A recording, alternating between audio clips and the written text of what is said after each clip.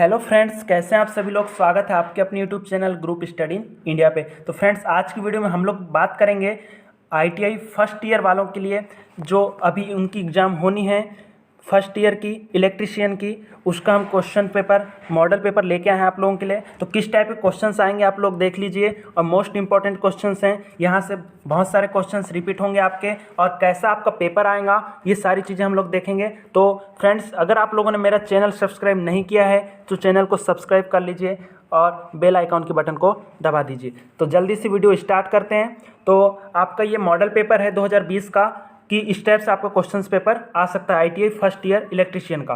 ठीक है गाइस, तो वीडियो को पूरा देखना है आपको अंत तक के। तो पहला क्वेश्चन है आपके सामने, प्रतिरोध आर के एक तार की लंबाई और क्रॉस सेक्शन दोनों दुगना हो जाता है तो इसका प्रतिरोध होगा।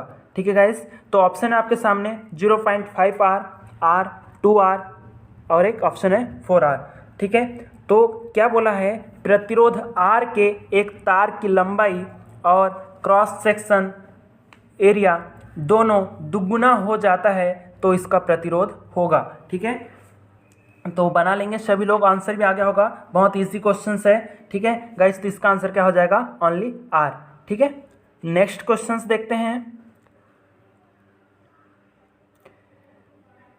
सेकेंड क्वेश्चन है आपका, निम्नलिखित में से कौन सा एक डायोड के द्वारा परफॉर्म किए जाने वाले कार्यों में से एक है। ठीक है, तो पहला ऑप्शन है आपके सामने फिल्टर, एम्पलीफायर, रेक्टिफायर, ये सभी।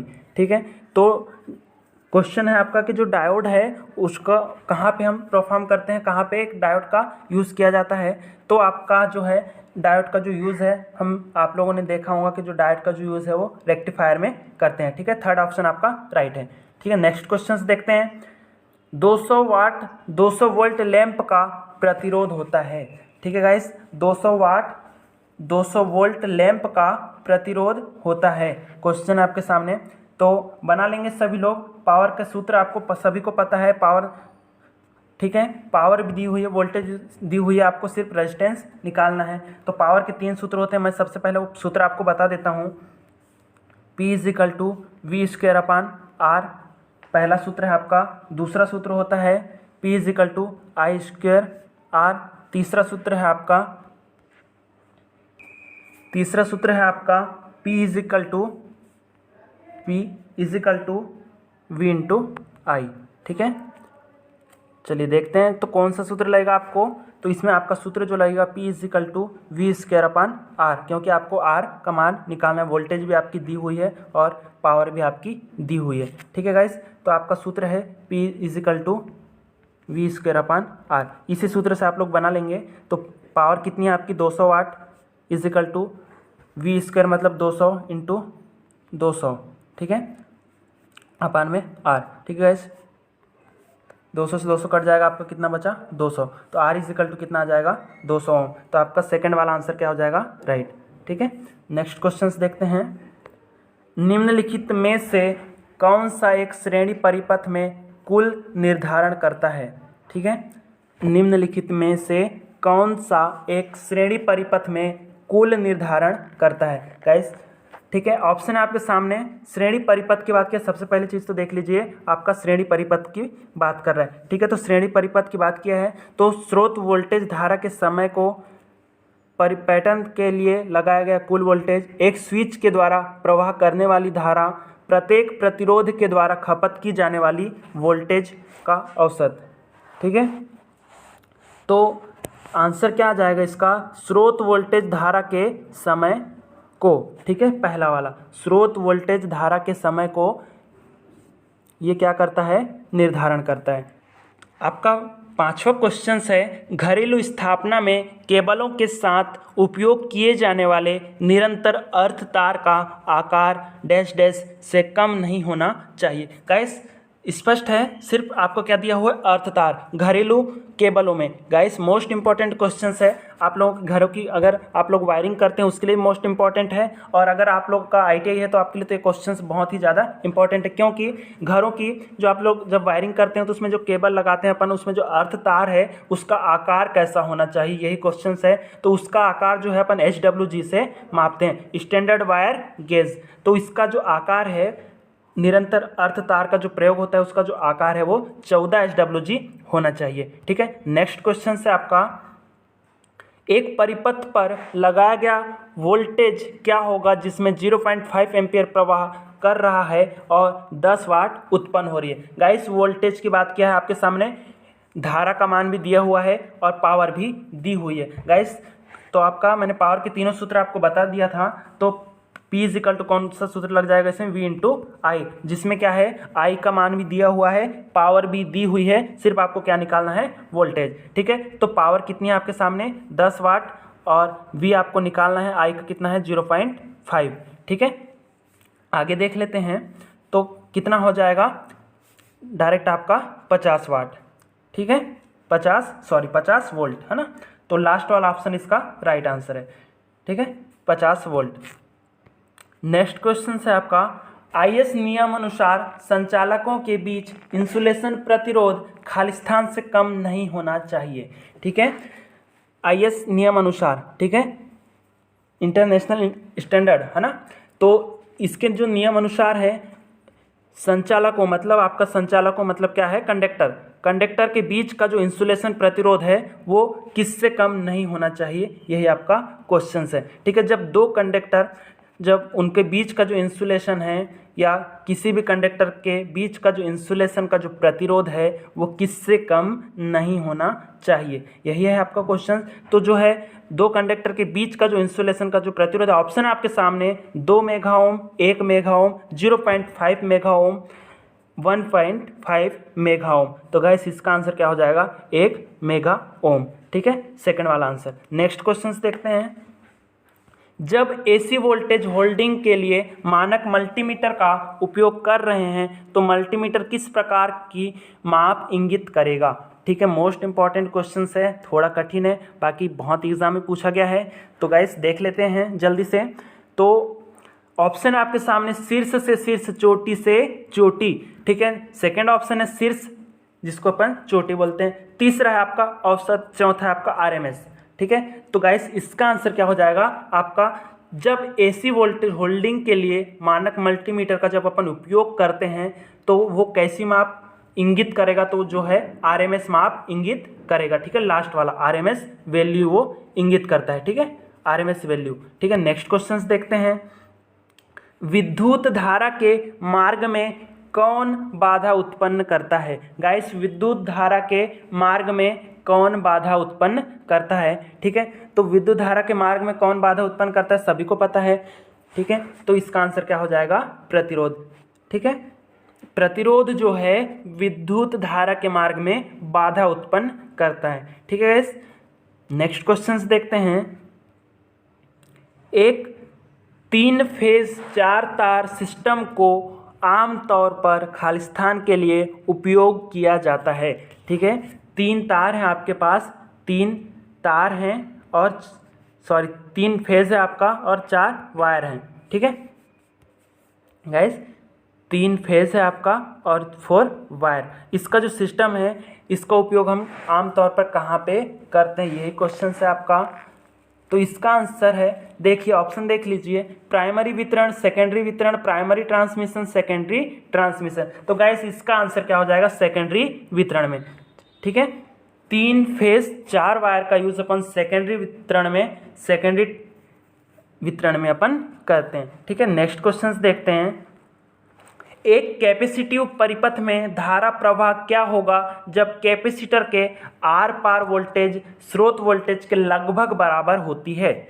ठीक है, ऑप्शन है आपके सामने, धारा प्रवाह अनुकूलतम होगा, थोड़ा सा धारा प्रवाह करता है, थोड़ा प्रवाह स्रोत पर अधिकतम होगा, धारा प्रवाह कैपेसिटर पर अधिकतम होगा। ठीक है, तो ऑप्शन हैं सभी के सामने, तो आंसर क्या हो जाएगा इसका, थोड़ा सा धारा प्रवाह करता है। ठीक है, सेकंड वाला, थोड़ा सा धारा प्रवाह करता है। ठीक है गाइस, तो गाइस नेक्स्ट क्वेश्चंस देखते हैं, एक डायोड को ध्वस्त या नष्ट करने का एक आसान तरीका है। ठीक है, एक डायोड है आपको, उसको अगर आपको नष्ट करना है तो उसका एक तरीका कौन सा हो सकता है, यही आपका क्वेश्चन है। ठीक है, ऑप्शन है आपके सामने, फॉरवर्ड दिशा में धारा की सीमा बढ़ाने पर, रिवर्स दिशा में छोटे वोल्टेज अप्लाई करने पर, तीसरा है पानी में डुबाना, चौथा फर्श में गिराना। ठीक है, आप अगर किसी डायोड को पानी में गिराओगे तो वो क्या खराब हो जाएगा, या किसी डायोड को फर्श में गिराओगे तो वो क्या खराब हो जाएगा, या आपका जो ऑप्शन है एक रिवर्स दिशा में कम वोल्टेज अप्लाई करना जिससे कि आपका डायोड खराब हो सकता है। चौथा जो आपका ऑप्शन है फॉरवर्ड दिशा में धारा की सीमा बढ़ाने पर। अगर अपन फॉरवर्ड दिशा में डायोड को लगाते हैं और धारा की सीमा को अगर अपन बढ़ा देंगे तो जो आपका जो डायोड है ऑटोमेटिकली कैसा हो जाएगा, नष्ट हो जाएगा। ठीक है, तो आंसर क्या हो जाएगा आपका, फॉरवर्ड दिशा में धारा की सीमा बढ़ाने पर। नेक्स्ट क्वेश्चंस देखते हैं। सिंगल कोर केबल को आमतौर पर खालिस्तान के कारण आर्मरिंग के साथ प्रदान नहीं किया जाता है। ठीक है, आर्मरिंग के साथ प्रदान नहीं किया जाता है। ठीक है, तो आर्मरिंग क्या होती है, यहाँ पे आपका एक टॉपिक क्या है, आर्मरिंग। ठीक है, तो सभी को पता होगा शायद आर्मरिंग क्या होती है गाइस। ठीक है, तो आर्मरिंग क्या होती है, केबल को यांत्रिक चोट से सुरक्षा प्रदान करने के लिए उस पर जीआई वायर की एक जो परत लगा देते हैं अपन, वही है क्या आपकी आर्मरिंग। ठीक है, केबल को यांत्रिक चोट से सुरक्षा प्रदान करने के लिए उस पर जो हम जीआई वायर की एक परत लगाते हैं उसे हम आर्मरिंग कहते हैं या आर्मर कहते हैं। ठीक है, तो ठीक है, आपके ऑप्शन है इसमें क्वेश्चंस में, आर्मर को अत्यधिक हानि से बचाने के लिए अधिक लचीले केबल बनाना, अधिक हाइग्रोस्कोपिंग केबल बनाने के लिए, ये सभी। ठीक है, तो आंसर क्या हो जाएगा, आर्मर को अत्यधिक हानि से बचाने के लिए। मैंने वही बोला, आर्मरिंग क्या होती है, केबल को यांत्रिक चोट से सुरक्षा प्रदान करना। ठीक है, तो आर्मरिंग को अत्यधिक हानि से बचाने के लिए अपन ये प्रदान करते हैं। ठीक है, नेक्स्ट क्वेश्चन, इसका जो आंसर हो जाएगा पहला वाला। ठीक है, नेक्स्ट क्वेश्चन देखते हैं।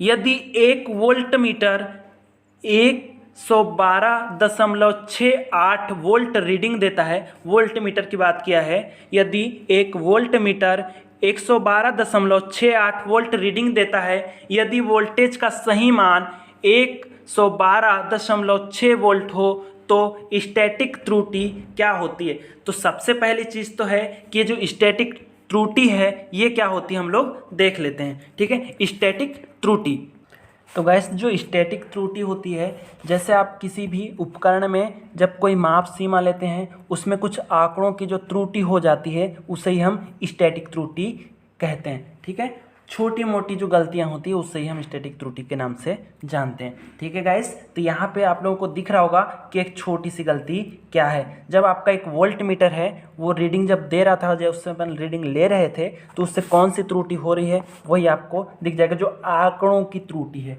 ठीक है, आंकड़ों की त्रुटि है। यहाँ पे क्या है 1.268, ठीक है यहाँ पे, और यहाँ क्या है 1.2 and 6, तो यहाँ पे जो 8 है 0.8 वो आपका छूट गया है। तो ठीक है, तो यही आपकी कौन सी गलती होगी, स्टैटिक त्रुटि, सेकंड वाली। ठीक है गाइस, सेकंड आंसर आपका राइट हो जाएगा। नेक्स्ट क्वेश्चन देखते हैं।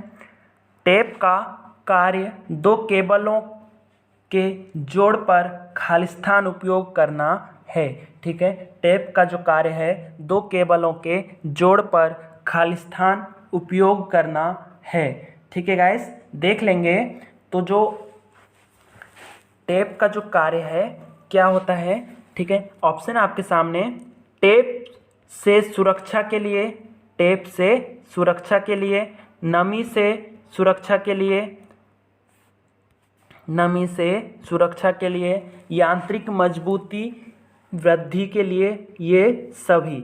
ठीक है गाइस, 15 नंबर का क्वेश्चन है आपका। तो जो हम टेप का जो यूज़ करते हैं वो काहे के लिए करते हैं गाइस, नमी से सुरक्षा के लिए। ठीक है, आपका इसका आंसर क्या हो जाएगा, टेप का हम यूज़ क्यों करते हैं, नमी से सुरक्षा के लिए। यांत्रिक मजबूती हमें टेप से नहीं मिलती है। ठीक है गाइस, नेक्स्ट क्वेश्चंस देखते हैं। सीढ़ी परिपथ में 1 वोल्ट मीटर को जोड़ते समय क्या अवलोकित किया जाना चाहिए। गाइस, श्रेणी परिपथ पढ़े आप लोगों ने सभी ने, सीढ़ी परिपथ। सीढ़ी परिपथ में जब अपन 1 वोल्ट मीटर को जोड़ेंगे तो क्या अवलोकित किया जाना चाहिए, यही आपका क्वेश्चन है। ठीक है, ऑप्शन है आपके सामने, आरएमएस वैल्यू, प्रतिरोध, ध्रुवता, बहुरूपता जिसे हिंदी में बोलते हैं, या शक्ति कारक जिसे हम पावर फैक्टर के नाम से भी जानते हैं। ठीक है गाइस, तो इसका आंसर क्या हो जाएगा, ध्रुवता। ठीक है, थर्ड वाला राइट आंसर। नेक्स्ट क्वेश्चन है आपका, प्रत्येक 45 ओम के 3 प्रतिरोधकों और एक 50 वोल्ट स्रोत वाले एक श्रेणी परिपथ में पावर की कितनी लगभग कितनी मात्रा होगी। गाइस पावर की पूछा है, पावर। ठीक है, पावर की लगभग कितनी मात्रा होगी, यही आपका क्वेश्चन है। ठीक है, तो देख लेंगे।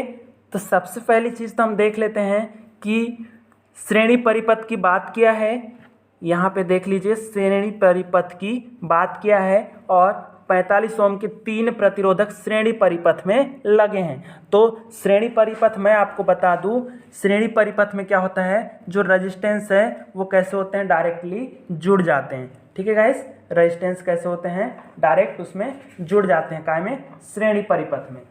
ठीक है, तो सबसे पहले मैं आपको थोड़ा सा श्रेणी परिपथ के बारे में बता देता हूँ। ठीक है, श्रेणी परिपथ के बारे में थोड़ा सा देख लेते हैं। तो श्रेणी परिपथ क्या होता है, इसमें मोस्ट इंपॉर्टेंट चीज़ें क्या होती है वो मैं आपको बता देता हूँ। तो जो आपका जो श्रेणी परिपथ है गाइस, उसमें क्या होता है कि इसमें एक तो आपकी जो पावर है वो लगातार आपकी जुड़ जाती है। ठीक है, पावर कैसी हो जाती है, आपकी जुड़ जाती है। दूसरा क्या है, आपका जो रेजिस्टेंस है, जितने भी आपके रेजिस्टेंस लगे होंगे ये कैसे हो जाएंगे, ये भी आपके जुड़ जाएंगे। ठीक है, रेजिस्टेंस जुड़ जाते हैं, पावर जुड़ जाती है। ठीक है गाइस, अब देखते हैं इसमें जो श्रेणी परिपथ जो होता है, इसमें वोल्टेज भी आपकी जोड़ती है और विभाजित भी होती है। ठीक है, और इसमें जो है करंट का मान कैसा होता है, श्रेणी परिपथ मोस्ट इंपॉर्टेंट है। करंट का मान कैसा होता है, इसमें समान होता है।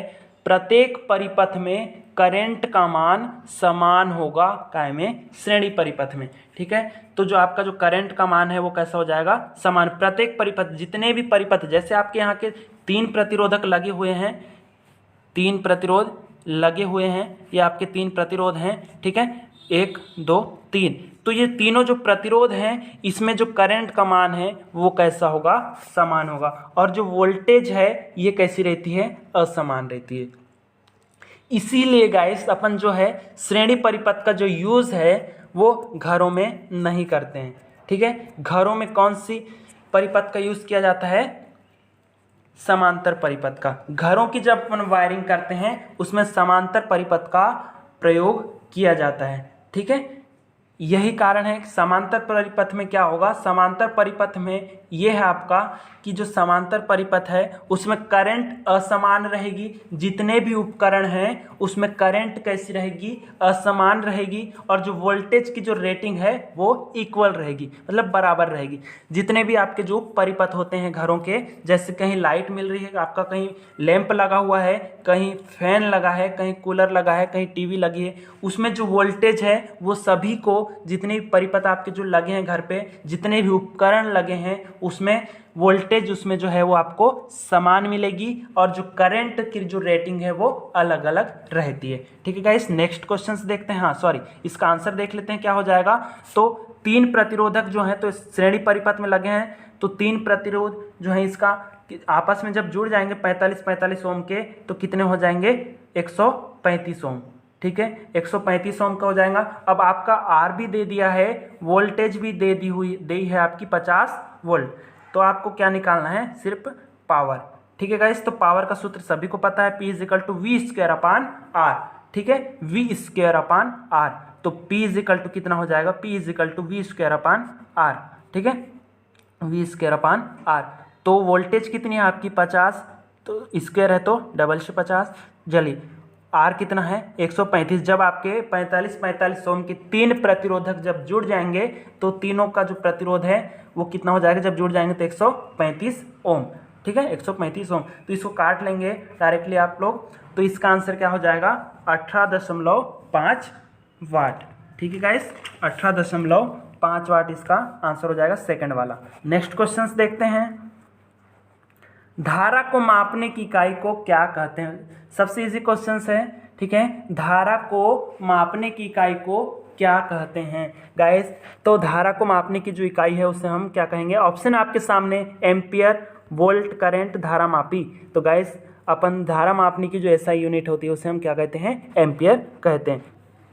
गाइस 19वां क्वेश्चन है, एक लैंप का प्रतिरोध क्या होता है जो 120 एम्पियर की धारा खींचता है जब यह एक 120 वोल्ट से जोड़ा जाता है। ठीक है, तो देख लेते हैं आपका आई का मान कितना हुआ है? 120 एम्पियर। ठीक है, और वोल्टेज कितनी दी हुई है? 120 वोल्टेज भी दी हुई है। आपको सिर्फ क्या ज्ञात करना है? रेजिस्टेंस। ठीक है गाइस, तो R इजिकल टू कितना होता है? सभी को पता होगा R इजिकल टू कितना होता है? V अपान आई।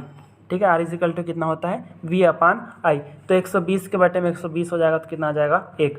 तो R का मान कितना हो जाएगा? 1 ओम। ठीक है, नेक्स्ट क्वेश्चन देखेंगे, विद्युत उपकरण और वायरिंग की सुरक्षा खालिस्तान से सुनिश्चित की जाती है। ठीक है, विद्युत उपकरण और वायरिंग की जो सुरक्षा है वो कैसे सुनिश्चित की जाती है, यही आपका क्वेश्चन है। ठीक है, ऑप्शन आपके सामने इंसुलेशन, अर्थ, विद्युत परिपथ में फुआस निर्धारण करना, और चौथा ऑप्शन है आपका एसआई सिस्टम। ठीक है, 20 क्वेश्चन है, तो इसका आंसर क्या हो जाएगा? विद्युत उपकरण और वायरिंग की जो सुरक्षा है वो एसआई सिस्टम के तहत आपकी सुनिश्चित की जाती है। ठीक है, नेक्स्ट क्वेश्चन देखेंगे, निम्नलिखित में से कौन सा कथन ओम नियम को व्यक्त नहीं करता है? कौन सा कथन जो है ओम का नियम को व्यक्त नहीं करता है? ऑप्शन है आपके सामने धारा अपान विभवांतर। ठीक है, धारा अपान विभवांतर, आई इज अपान वोल्ट इज इक्वल टू क्या हो जाएगा? स्थिरांक। ठीक है, दूसरा है विभवांतर अपान धारा, वोल्टेज अपान आई। ठीक है, V upon I is equal to स्थिरांक। तीसरा ऑप्शन आपके सामने विभवांतर इज इक्वल टू धारा इंटू प्रतिरोध। चौथा ऑप्शन आपके सामने धारा इज इक्वल टू प्रतिरोध एवं विभवांतर। तो गाइस इसका आंसर क्या हो जाएगा? धारा इज इक्वल टू प्रतिरोध एवं विभवांतर। ठीक है, नेक्स्ट क्वेश्चन देखेंगे,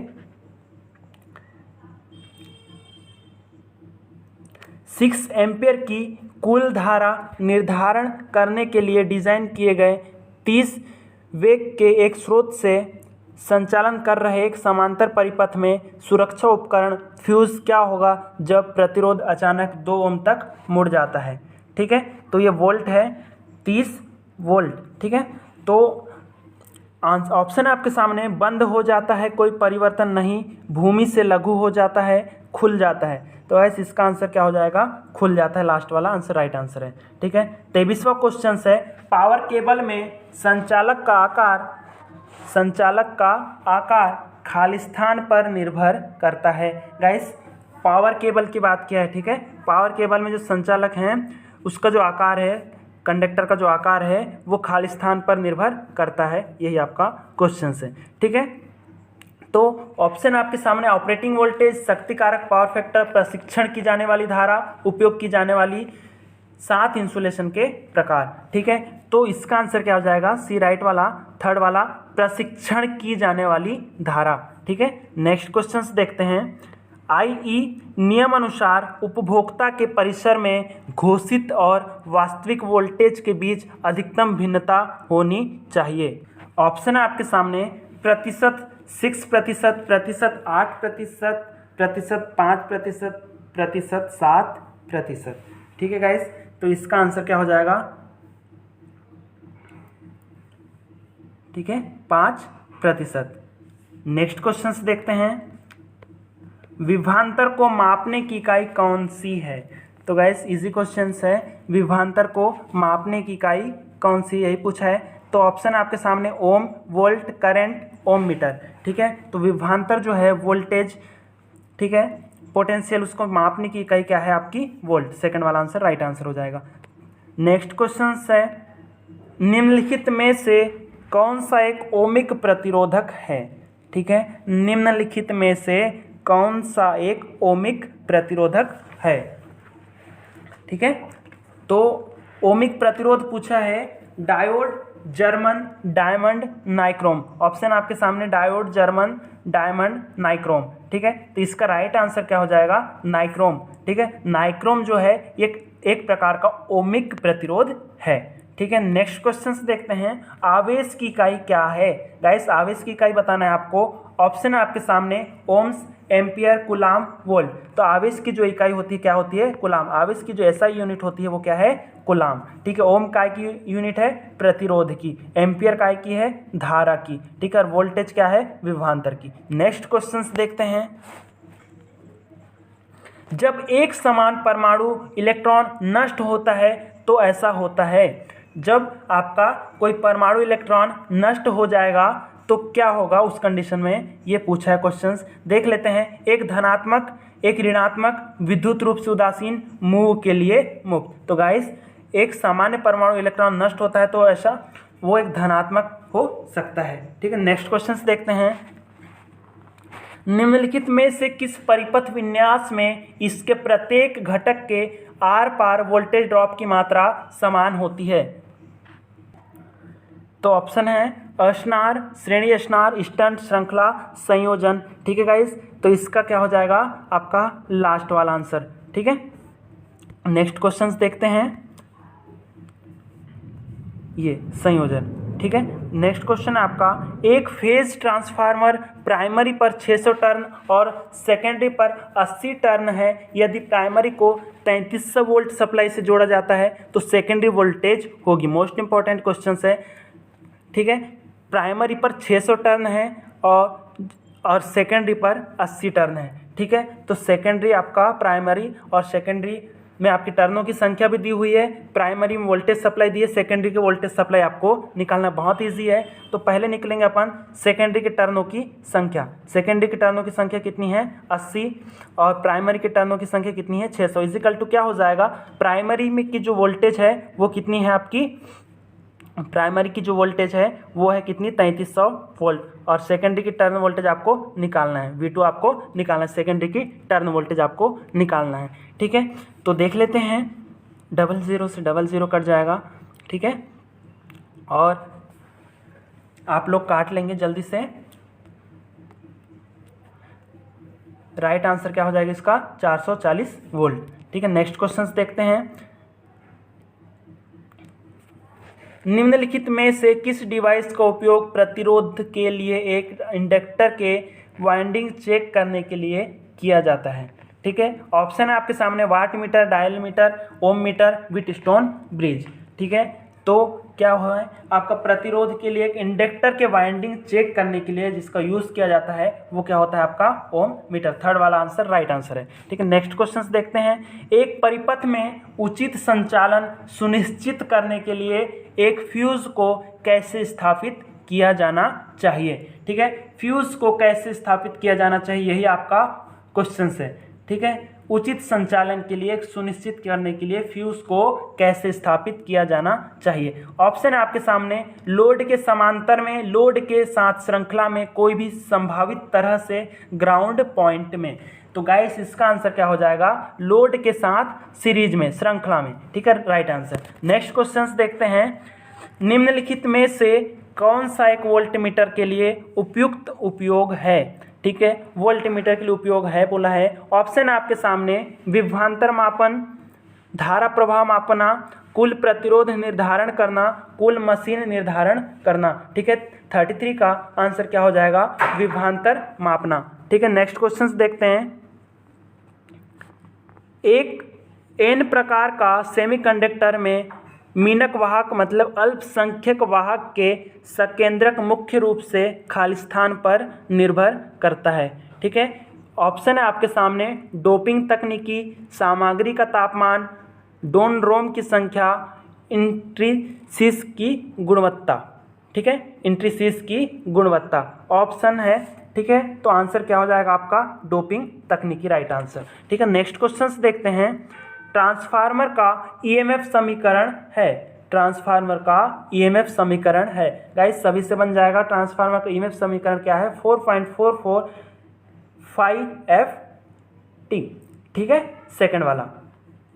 फाई क्या है यहाँ पे फेज, एफ क्या है फ्रीक्वेंसी और टी क्या है समय। राइट आंसर आपका सेकंड वाला।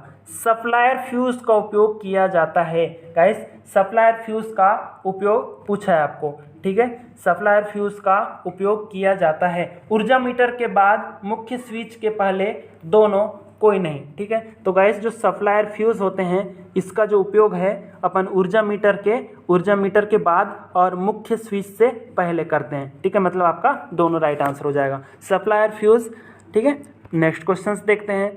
जब तापमान बढ़ा है तब तार के धारा निर्धारण करने की क्षमता क्या होती है? ऑप्शन आपके सामने, कोई भी परिवर्तन नहीं होता, अधिक धारा शोधन कर सकता है और कम से कम धारा संचालन कर सकता है, कोई भी धारा संरक्षण नहीं कर सकता। 37वां क्वेश्चन है, तो इसका आंसर क्या हो जाएगा?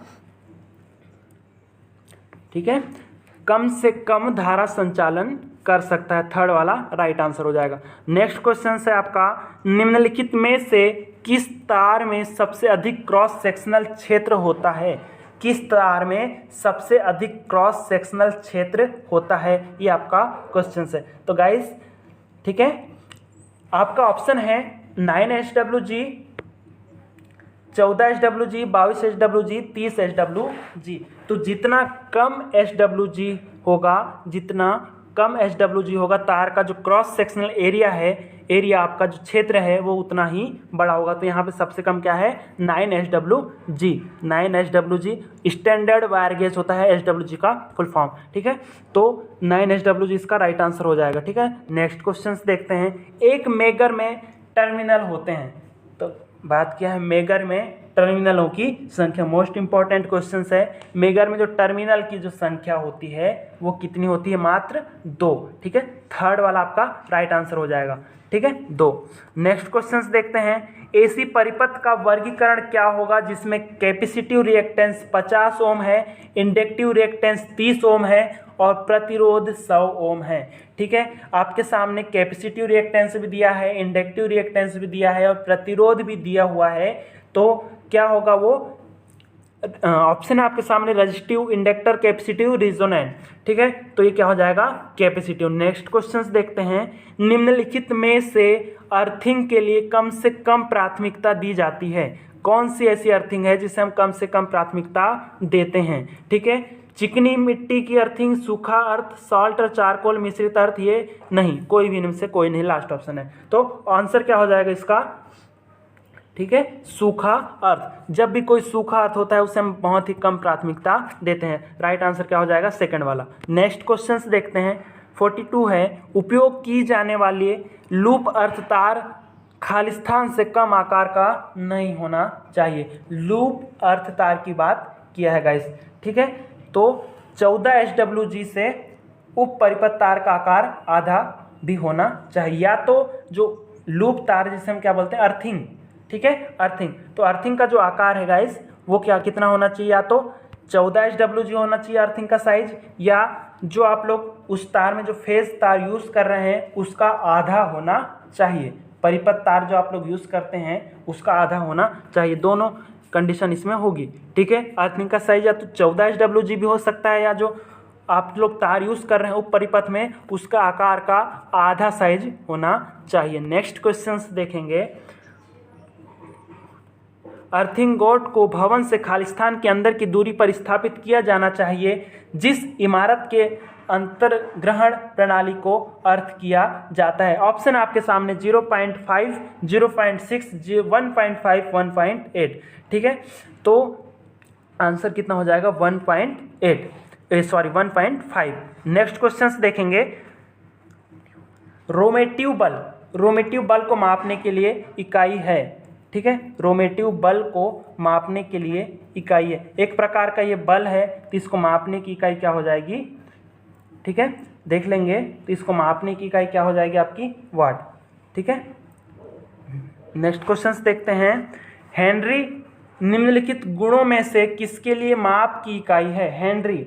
ठीक है, इंडक्शन, क्षमता, प्रतिरोध, रेजिस्टिविटी। ऑप्शन है आपके सामने 4, तो पहला ऑप्शन इसका राइट हो जाएगा इंडक्टेंस। ठीक है, इंडक्टेंस का मात्रक क्या होता है? हेनरी। शक्ति कारक, पावर फैक्टर खालिस्तान कारण में कमी है। शक्ति कारक या पावर फैक्टर जो है वो खालिस्तान कारणों में कमी है। तो ऑप्शन आपके सामने इंडक्टिव भार, प्रतिरोधी भार, कैपेसिटिव लोड, ये सभी। ठीक है, तो इसका आंसर क्या हो जाएगा? इंडक्टिव भार। ठीक है, फर्स्ट वाला राइट आंसर। नेक्स्ट क्वेश्चन देखते हैं, 100 माइक्रोवाट में कितने वाट होते हैं? 100 माइक्रोवाट में कितने वाट होते हैं? तो गाइस 100 माइक्रोवाट में जो है 0.1 मिलीवाट होंगे, ठीक है, 0.1 मिलीवाट होंगे। सेकंड वाला आपका राइट आंसर हो जाएगा। नेक्स्ट क्वेश्चन देखते हैं, दूसरे कॉइल के द्वारा निर्मित फ्लक्स के परिवर्तन के कारण एक कॉइल में इंड ईएमएफ कहलाती है, ठीक है। ऑप्शन आपके सामने, पारस्परिक रूप से ईएमएफ एमईआई, स्वयं प्रिंटेड ईएमएफ, डायनामिक रूप से इंड ईएमएफ। तो ऑप्शन आंसर इसका क्या हो जाएगा? पारस्परिक रूप से ईएमएफ, फर्स्ट वाला आंसर राइट आंसर हो जाएगा। नेक्स्ट क्वेश्चंस देखेंगे, एक मल्टीमीटर एम्पलीफायर में वांछनीय विशेषता क्या है? एक मल्टीमीटर एम्पलीफायर में वांछनीय विशेषता क्या है? ऑप्शन है आपके सामने, उच्च सामग्री इम्पीडेंस, निम्नलिखित इनपुट इम्पीडेंस, अच्छी आवृत्ति योग्यता, सभी। तो गाइस जो एम्पलीफायर है उसकी जो आवृत्ति होनी चाहिए, वो आवृत्ति की जो योग्यता होना चाहिए, फ्रीक्वेंसी, वो उच्च होनी चाहिए। लास्ट क्वेश्चन है आपका 50 क्वेश्चन, यदि एक प्रतिरोधक का अचानक मान घटने लगता है, ठीक है, यदि एक प्रतिरोधक का अचानक मान घटने लगता है तो प्रतिरोधक से धारा क्या होगी? ठीक है, ऑप्शन आपके सामने, बढ़ती है, कोई प्रभाव नहीं होता, घटती है, घटती बढ़ती रहती है। तो आपका राइट आंसर क्या हो जाएगा? बढ़ती है, फर्स्ट वाला। ठीक है गाइस, तो आपके 50 क्वेश्चंस कंप्लीट हो गए हैं, जो आपके होने वाली एग्जाम फर्स्ट ईयर के लिए मोस्ट इंपॉर्टेंट क्वेश्चंस हैं। मॉडल पेपर है आपका, इस टाइप के आपके क्वेश्चंस आ सकते हैं और यहाँ से बहुत सारे क्वेश्चंस आपके रिपीट भी होंगे। तो गाइस वीडियो आप लोगों ने देखा होगा, अगर आप लोग ने मेरा चैनल सब्सक्राइब नहीं किया है तो चैनल को सब्सक्राइब कर लीजिए और बेल आइकॉन के बटन को क्लिक कर दीजिए। धन्यवाद।